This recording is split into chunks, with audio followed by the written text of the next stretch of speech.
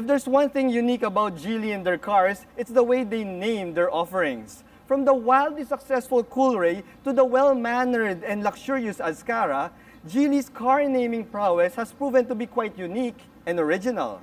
Now, to put an exclamation point on this personal observation of mine, we have the largest crossover offering from Geely, the Geely Okavango. And in this video, we get to review it and drive it. Let's do this!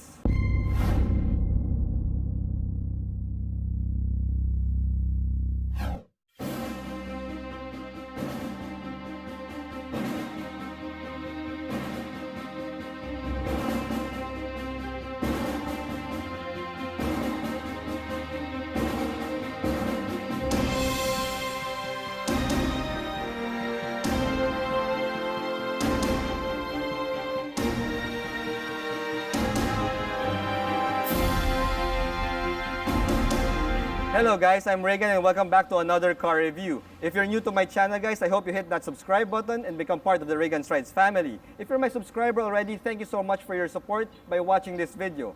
Also special thanks to Geely Manila for this awesome opportunity to feature their latest 7-seater crossover, the Geely Okavango. If you have any questions or inquiries about the Geely lineup, you may head on down here to Geely Manila or you may contact the person in my description below.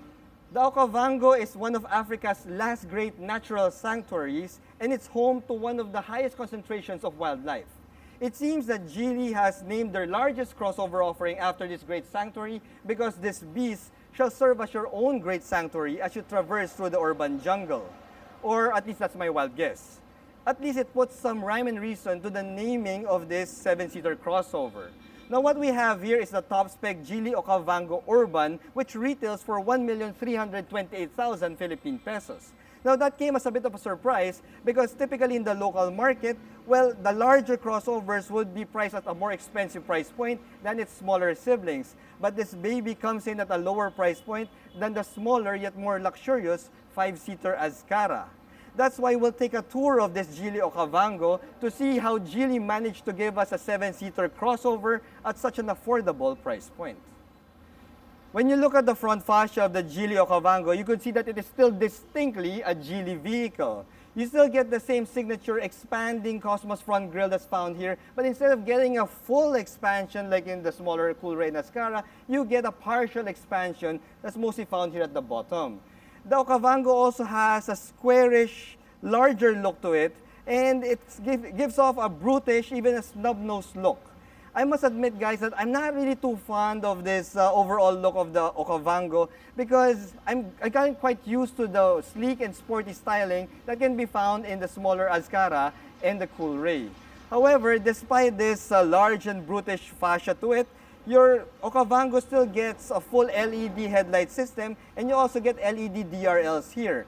The headlight design is also a little bit more squarish, which again is a departure from the sleek headlight styling that can be found in both the Coolray and the Azkarra. I'm also not fond of this black plastic insert that can be found here. It seems more like an afterthought, guys. I mean, the way they designed the expanding Cosmos front grille and the design of the front bumper, it seems like they weren't aligned too well so that there's a gaping hole that's left here and the designers just decided to just throw in a black plastic insert and call it a day. I'm really not too fond of that, guys. Now, when it comes to the front bumper, you get some design cues here that ties it a little bit more to the sportier Coolray. The fog light housing that you have here resembles the same design that can be found in the smaller Coolray. And you also have LED fog lights here that are in a fog light housing that's totally different because instead of getting a single fog light housing, you get a triple fog light housing here, which is the first of its kind that I've seen in some of the budget crossovers that I've reviewed. Overall, when you look at the front fascia of the Okavango, it's not as sporty as the Coolray, it's not as refined as the Azkarra, and to be perfectly honest guys, it's not really as attractive as both of those smaller crossovers. Well, luckily the shoppers in this segment would normally look more at the practicality and the amenities side rather than the looks of the front end of the Geely Okavango. When you move to the side of the Okavango, you'll see that it's one of the lowest 7-seater crossovers that you can find in the local market because its ground clearance comes in at only 194 millimeters. That makes it a pure city roader only. Now, to compensate for this, the Okavango sports some pronounced rear and front fender lines here to give it a little bit more of a beefy and muscular look. And I must say, guys, that, well, it works well in that aspect. Now, if you look at the rear quarter panel of the Okavango, it also resembles the same rear quarter panel that can be found in the Honda Pilot.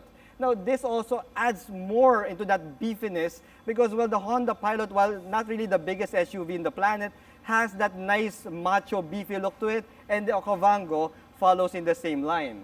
Now, the top-spec Urban gets these nifty-looking roof rails here up top, and you also get power-folding side mirrors with LED side repeaters. For your wheels and tires, you get 18-inchers here that are wrapped in 225/55 R18 Continental tires that are the same tires that are found in the Geely Coolray Sport. Hiding behind those wheels and tires, you get 4-wheel disc brakes, you get ventilated disc up front, solid disc at the back, and for your suspension, you got a MacPherson system in the front and a multi-link suspension at the rear. Now, the thing is, guys, you also get a small badge here under your side mirror which says 48V EMS because all Okavangos in the country sport the same mild hybrid engine that can be found in the top-spec Azkarra hybrid. Now, that is a phenomenal value, especially considering the price point that this 7-seater crossover is coming in. Wow! While I'm thoroughly impressed with the rear ends of both the Coolray and the Azkarra, the rear end of the Okavango leaves me a little bit short, guys. You don't get the functional quad or dual exhaust pipes here in the Okavango. Rather, you get these twin fake exhaust garnishes on the rear bumper that also houses your rear LED fog lights, which is, I must admit, a little bit cool. The exhaust pipes in the Okavango are nowhere to be found here, and while that may be down to price, it's a little bit of a shame because, well, the cheaper Geely Coolray Sport actually comes with those functional quad exhaust pipes. You'll also notice that the rear spoiler of the Okavango is a little bit on the short and stubby side, which further accentuates its stubbiness of the rear end of this Okavango. Now, you do get LED taillights here, and I also noticed that the turn signals of the rear end may be LED turn signals and they're regular normal turn signals, but the turn signals found in the front are LED sequential turn signals. So it's a little bit of a quirk that I've also noticed in the Okavango. You get this Saturn center strip right here with the Geely name right there. And overall, when you look at the overall shape of the rear end of the Okavango, it's a little bit reminiscent of some of the Audi crossover rear ends, and it looks eerily similar to the rear end of the Chery Tiggo 8 Lux EX. Now, when you pop open the power liftgate of the Okavango, and actually all Okavangos in the country, even the base model comes with a power liftgate, you'll see that with the third row in use, you get 257 liters of trunk space, which is still perfectly usable, and it's almost equal to the trunk capacity of, let's say, a small city car. Now, if you need more space than 257 liters, you could always tumble down the third row seats here with a tug of a strap right there, and now you'll have 1,200 liters of trunk space. To know how much 1,200 liters of trunk space is when it comes to luggage, I brought with me my trusty medium-sized luggage here, and as we put it there, you'll see that it could fit 1, 2, 3, a fourth one on top, and a fifth one here, so 5 medium-sized luggage, which is perfect for a 2-week trip to the US of A. Now, if you're going to take your wife on a shopping trip to IKEA and 1,200 liters is still not enough for you guys, you could always tumble down the second row seats, and that should give you 2,050 liters of trunk capacity, which is perfect for all of those IKEA furniture runs.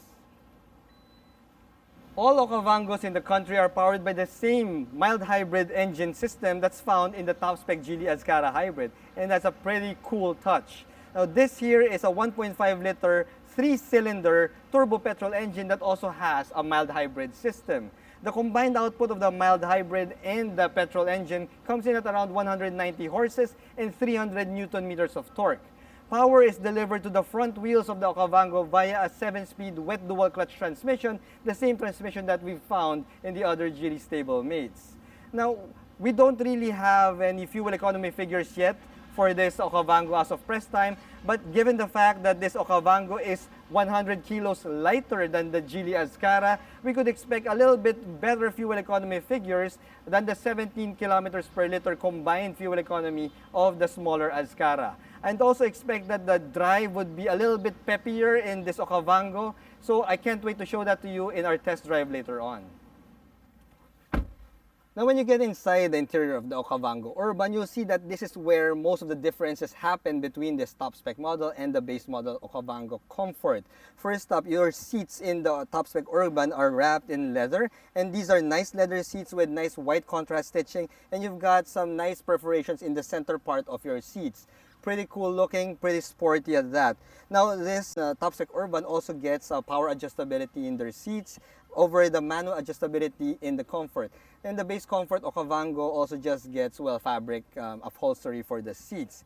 Now when you look at the steering wheel is also wrapped in leather, although the quality of the leather that's been used is a little bit more on the durable side when you compare it to, let's say, the Coolray or the Azkarra, but it is still quite decent, guys.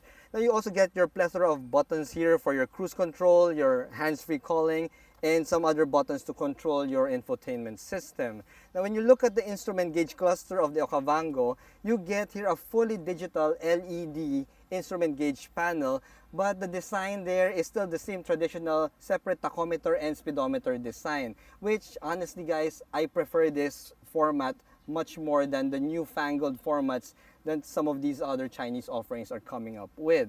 Now from your instrument gauges there, you also get the same infotainment system that can be found in the Geely Coolray, and that's a 10.25-inch fully touchscreen HD display here that is in a floating design that's been tacked onto the dashboard. But however, you still don't get Apple CarPlay, don't get Android Auto, although you can do some smartphone mirroring via QD-Link, which is pretty similar to the Coolray. Now the good thing here is the top-spec Okavango Urban also comes with a 360-degree view camera, the same camera system that can be found in the Coolray Sport and the Azkarra Hybrid. So this one also has a 3D mode wherein you have like a drone's eye view of your vehicle from the outside. It's a pretty cool touch, guys. Now a feature that the Okavango has that the Coolray and the Azkarra doesn't really have is the fact that this beast has a triple zone climate control system. That's right, you heard me, guys. The driver and the front passenger can have totally separate and different climate control settings, while the rear passengers have the freedom to have their own climate control settings at the back. That's a pretty cool touch considering the price point that this baby is coming in at. You also get a couple of USB ports here. You don't really get a wireless charging pad, not really expected at this price point, guys. And you have your shifter here that is pretty similar to the ones found in the Coolray and in the Azkarra, although the shifter is a little bit chubbier and chunkier than the ones I found in both Coolray and Azkarra. Now you also have a drive mode selector here in the middle. It's a rotary knob because this Okavango can be change into, let's say, an eco mode, a comfort mode, which is normal, and a sport mode. Now, unlike the Coolray, where if you change the drive modes to sport, the design or the format of your instrument gauges would totally change. It's not the case here in the Okavango. You see, when you turn it into sport, what's going to happen is you just change the color of the instrument gauges to red, because red is supposedly sporty. And if you go into eco mode, it will turn into blue. And when you go back to your usual comfort or normal mode, then you're back to your amber color settings. So it's a little bit more because of the price point strategy of Geely. That's why you don't really get that really fancy instrument gauge cluster that's going to be found in the Coolray Sport. However, you do get an electronic parking brake and an auto hold feature here, which is really good. And you get a sole cup holder in the middle, which we will test with our clean canteen test. So as you could see, it's a sole cup holder meant just for the driver, guys. So let's see if the clean canteen will fit. Yep, it fits perfectly over there. The other one here is not a cup holder. It's really a place where you could park your coins and other whatnot. And if you don't really need the cup holder, well, it disappears because it has a cover there. Pretty fancy, especially at the price point. Now your center armrest is wrapped in leather also, and the good thing here is that it split opens down the center, down the middle, which is a little bit of a premium touch that can be found in more premium crossovers out there. The space that can be found here is pretty decent, pretty good. And the good thing also, guys, is your center stack comes in this nice matte geometric design here. It's not really textured, but at least it won't really attract too much scratches or fingerprints in the near future. So overall, guys, when you look at the whole cockpit area of this Okavango, you see a lot of nice and fun geometric lines, angles, and shapes here. Even the engine push start button is not your usual traditional circle. This baby is a square, and even the button to open your glove box is also a square button rather than something that you could pull on like a lever or something. But the good thing here, guys, is that the dashboard is all, although there's some hard plastics here at the top, you still get some nice leather wrappings here in the middle dashboard with nice white contrast stitching. And it's really funny, guys, because the AC vents and the other areas, in fact, kind of remind me of Q-tips or dumbbells. Depends on how you look at it, guys. So if you'll notice the center AC vent, it's like a small dumbbell, and it connects to the side AC vent, which also looks like a dumbbell, or it looks more like a Q-tip to me now. And the center stack design here looks like a dumbbell. And you also have some nice designs here in the door panel for your door pull and your door handle that also looks like, well, another dumbbell. So the cockpit of the Okavango kind of reminds you to go to the gym regularly, or maybe just to clean your ears. But it's really nice, funky, and pretty cool. Gives it a little bit more of a youthful touch. Now, let's head over to the second row and see what kind of space and toys we can expect in the second row of the Okavango. Now, when you get into the second row seats of the Geely Okavango, you'll see that it's quite unique, to say the least. While other crossovers would sport a second row that has a 60-40 split type seat type configuration, the Okavango has a 3-seat configuration here, so that the middle passenger in the second row will have their own seat. So that makes the middle spot a little bit more desirable, at least when you compare it to a traditional seating arrangement. Now, having said that, guys, I'm 5'6", and as you could see, I got a good amount of space here. When it comes to knee room, I'm looking at around 8 inches before I touch the seat back of the driver. This is my driving seating position, guys, and my legroom is also quite decent. I also like the fact that the Okavango doesn't have a center tunnel here. This is actually a front-wheel drive vehicle after all, guys. So the middle passenger would really have a nice, comfortable space to sit in. When it comes to headroom, guys, I got a good amount of headroom too. I'm computing around 7 to 8 inches before my head touches the headliner, and that's mainly because, well, the Okavango doesn't sport a panoramic sunroof. Yes, it's a little bit of a drawback given that, well, the other Geely stablemates, the Coolray, the Azkarra, they all have a panoramic sunroof, but this beast, this largest crossover, doesn't get a panoramic sunroof, which is kind of funny because if you'll check out the 360-degree view camera, especially in 3D mode, you'll see that the image that comes out in your screen actually has a panoramic sunroof. So that is kind of funny, guys. It just goes to show that in other markets, the Okavango would sport an actual panoramic sunroof, but we don't really get that here in the Philippines. So yeah, tough luck to us. We don't really get the panoramic sunroof. Would have been really sweet, guys, because this is a big vehicle. So if you have a nice panoramic sunroof there, wow, this is really gonna be super cool. But then the pricing would probably be also on the higher side. Now, since the seats are in a 3-seat configuration, while the middle passenger would have a good amount of space and a really actual seat where he can park his butt, well, that also sacrifices a bit on the shoulder and the elbow room of this vehicle. If you've got 3 people across here, guys, you'll be a little bit cramped because of the way the middle seat has been designed. Well, not really a big issue if you're just a couple of people, but then yeah, those are the breaks when you have to squeeze in a middle passenger there. Now, the good thing here is for toys, the Okavango doesn't really scrimp on the toys. Well, at this price point, you'd really be thanking your lucky stars if you get rear AC vents, because we're in a tropical country. The Okavango has the aforementioned triple zone climate control system. So that means that the rear passengers can really just take full control of their own climate here at the back, and that's totally independent of the climate settings for the passengers up front. Really, really nifty, guys. You also get, well, you don't really get a cup holder here except a bottle holder at the side of the door, so you'll have to hang on to your Starbucks coffee. And you also got isofix anchors here for your seats, which is something that is, you know, pretty decent, especially since this is a family hauler after all. Now, let's head over to the third row and see what kind of space we can expect, or if there's any toys as well in the third row of the Okavango.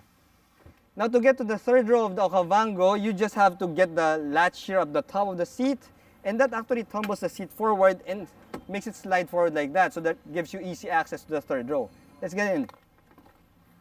Now when you get to the third row of the Okavango, you'll see that Geely gave a lot of thought, especially to the people who would be relegated to the third row of their crossover. You'll see that in the small details that can be found in this vehicle. First up, the headliner has a nice little indentation here that gives the taller passengers in the third row a little bit more headroom. It gives you a little bit like around an inch more headroom, which would make a huge difference, especially in such a small space.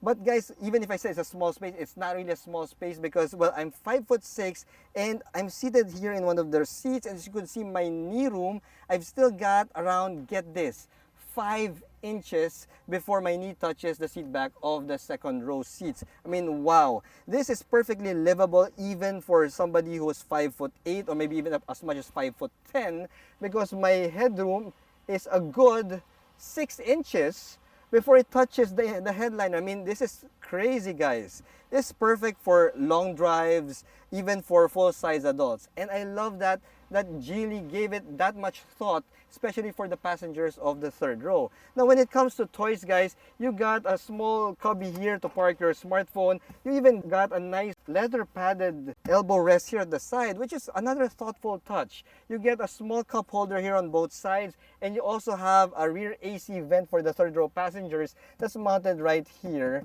on the side of the, well, of the space. So yeah, this is pretty fantastic.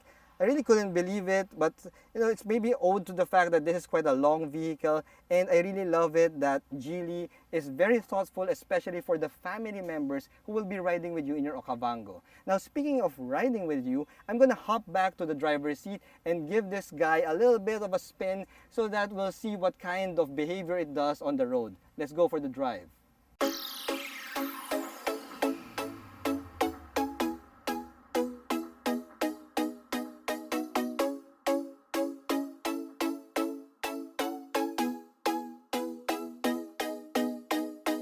Alright guys, so we're now behind the wheel of the Geely Okavango, and the first thing that you notice when you start this baby up, being a mild hybrid engine, it's so quiet when it starts up, as in you feel like you're in an actual hybrid vehicle, which it actually is. It seems that the electric motor is the first one to start when you start the engine. So yeah, that's the first quirk that I noticed with the Okavango. I didn't really notice that with the Azkarra, but with this Okavango, it's more pronounced. Now, another thing that I noticed here in the Okavango sitting on the driver's seat is the weird placement of the door handle here. You see, it's placed right above your elbow rest, and I've banged my watch a couple of times on this thing. Yeah, so it's nice to look at, but in terms of ergonomics, it's not really the most ergonomic thing in the world. And touching it now, it also doesn't feel as premium or as robust as the plastic that could be found in the Coolray or even the Azkarra. Now, those internal niggles aside, guys, well, when it comes to the visibility, the first thing that I felt when I sat here in the Okavango's driver's seat is how large this vehicle feels. I mean, yes, it is a large crossover. It's a mid-size crossover that could seat 7, but it makes me feel like I'm driving a bigger vehicle, like I'm driving a Nissan Patrol or a Toyota Land Cruiser. It really has that hefty feeling to it, and you know, you got a nice wide and long expansive hood up front. So yeah, it gives you the feeling that you're actually piloting a large vehicle. And in terms of safety, that is quite good, guys, because that means that you'll be a little bit more careful whenever you're taking this thing through tight spots and whenever you're going through some tight corners. Now, having said that, guys, visibility is actually pretty normal, pretty decent for a crossover. I got a good forward visibility up front, good sideways visibility here. Although, because of the long hood, the squarish long hood, I have a feeling that's gonna be a little bit of a blind spot for me on the right side. Luckily, this baby is equipped with that 360-degree view camera, so that should help me when it comes to, you know, blind spot maneuverings. When it comes to the seats, I'm actually seated quite high, which is also a good feeling, especially if you're just at 5'6" like myself. The seats are also quite comfortable. I like that it has a decent amount of bolstering to the side. It's not really too too dramatic or too aggressive when it comes to the bolstering. It's just right. I got a good amount of lumbar support also, so this baby should be quite easy to drive when it comes to those long haul driving outings that you'll be doing with your family.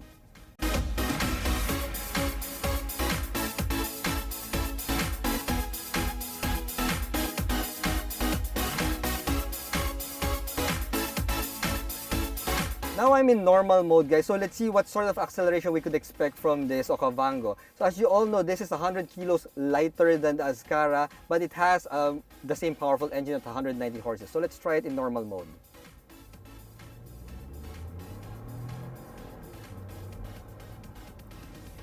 Okay, the good news is you've got that 7-speed wet dual clutch transmission, which once it engages, shifts really quick. However, from standstill, there was a little bit of delay in terms of the going factor when I stepped on the gas. So let's see if that's a fluke. Let's try it again. Hold on.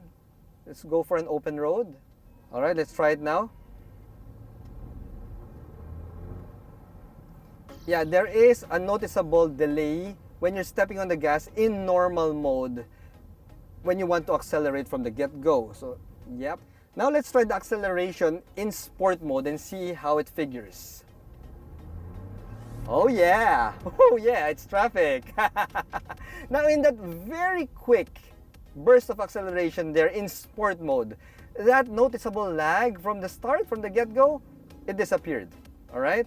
And the fact that this Okavango is 100 kilos lighter than the Azkarra means that it also felt a little peppier, a little quicker on its feet. And that's something that I truly like, guys. Now when it comes to steering feel, guys, the Okavango steering wheel is quite light. Surprisingly light, considering this is a big vehicle. It's, you would know that it's an electric power assist system because it's a little bit anesthetic. It doesn't really have too much feedback to it. I could feel a little bit of heft, but feedback, nah, don't really feel it. But as 7-seater crossovers go, well, having a lighter steering wheel is actually an advantage in something like this because that means that you could easily maneuver this in tight parking spots or even when you're looking for a slot in the mall parking area. That is actually quite good. Now when it comes to safety features, well, this top-spec Okavango Urban has a decent amount of specs. You get 6 airbags, you get a hill start assist, hill descent control, you got the usual ABS with EBD and all that. Well, we all know that Geely owns Volvo, which is the safest car brand in the world. So yeah, safety is also quite decent when it comes to this top-spec Okavango Urban. Overall, guys, well, the Okavango presents a very compelling option when it comes to the 7-seater crossover category.